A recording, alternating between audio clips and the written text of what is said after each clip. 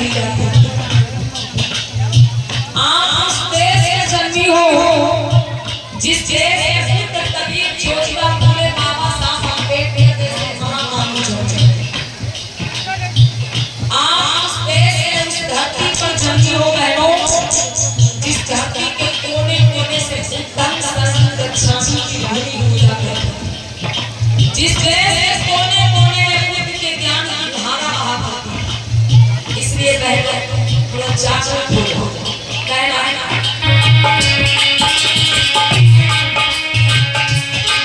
तुम ही सावित्री बाई, तुम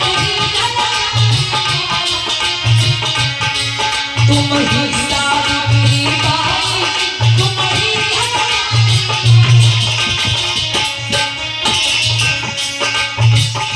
तुम ही सावित्री बाई और वही झलकारी बाई।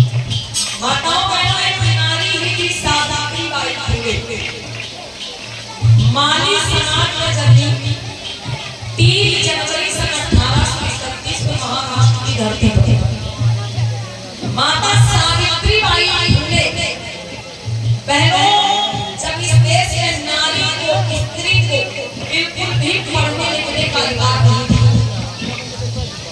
ऐसे समय में अपने पति ज्योतिबा फुले से पढ़ना लिखना सीख कर घर घर जाकर बहन बेटियों को महिलाओं को शिक्षित करने का काम किया, पढ़ाने का काम किया।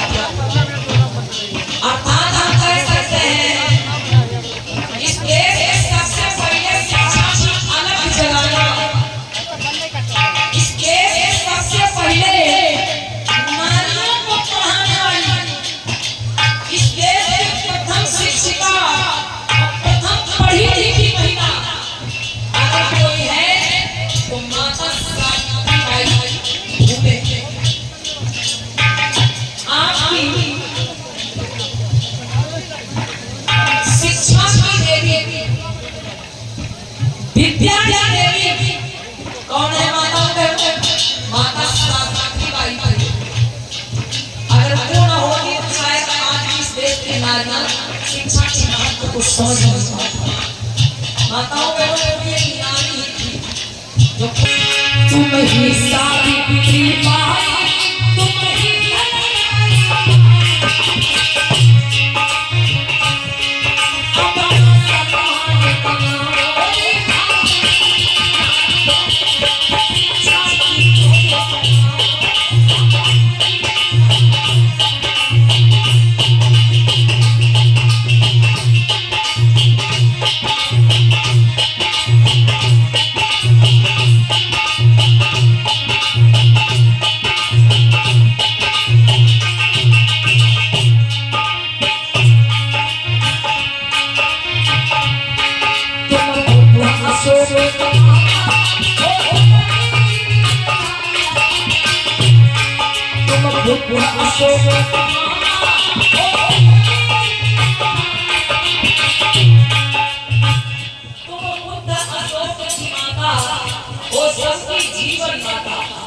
धरती पर जितने भी वीर बहादुर योद्धा बलवान विद्वान जन्मे उनको जन्म देने वाली कौन? नारी, मां का शक्ति।